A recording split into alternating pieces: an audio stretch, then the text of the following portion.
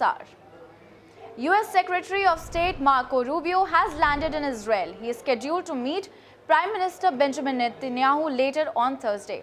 His visit to Israel is the latest by a senior US official aimed at keeping the fragile truce deal between Israel and Hamas alive after 2 years of devastating war that has upended the Middle East. Before departing, he spoke on the West Bank annexation bill put forward in the Knesset. While speaking, Vice President J.D. Vance was also in Israel recently. He said that a flurry of recent visits to Israel by top American officials was intended to oversee the fragile ceasefire deal in Gaza. Now joining me on the telecast is my colleague, correspondent Maresha Barve. Thank you for joining, Maresha. Now, Maresha, what can we expect from Rubio's meeting with Israeli Prime Minister Benjamin Netanyahu, as it comes at a rather crucial stage in the Gaza peace plan or the ceasefire between Israel and Hamas? Well, Rema, like you very rightly mentioned, that it has come at rather a very crucial time. US has been and has played rather a very important role in brokering this peace deal between both Israel and Hamas.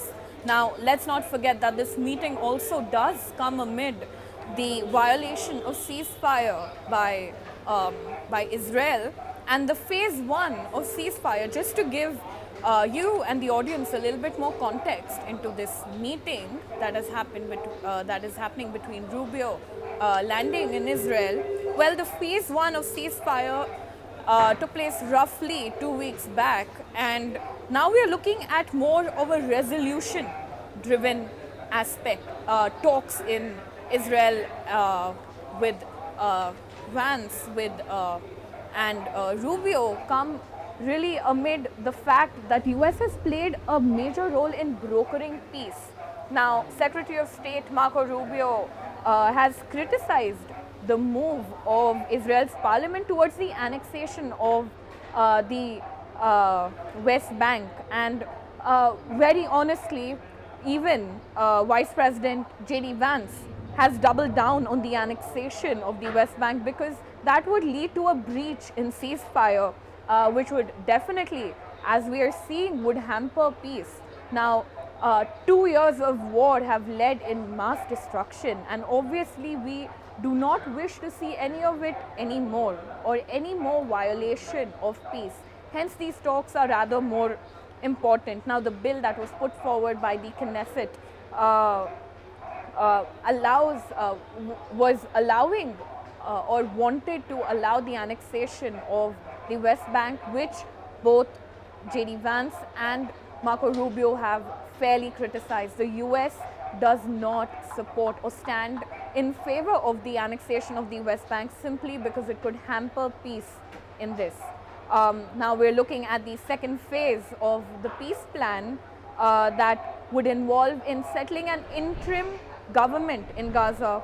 It would be deploying an international task force and stabilization force to make sure and ensure the peace in the strip.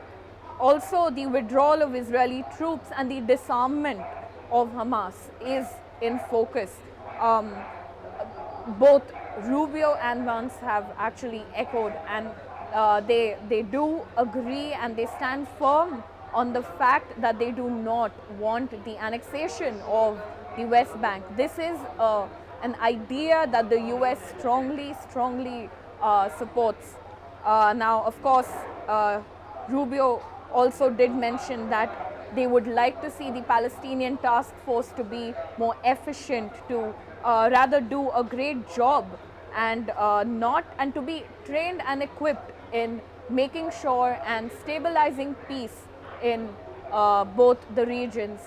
We are looking forward for more resolution towards this conflict as we go ahead, and as we are closely monitoring Rubio and J.D. Vance's visit in Israel. Right, Maresha, please stay with us as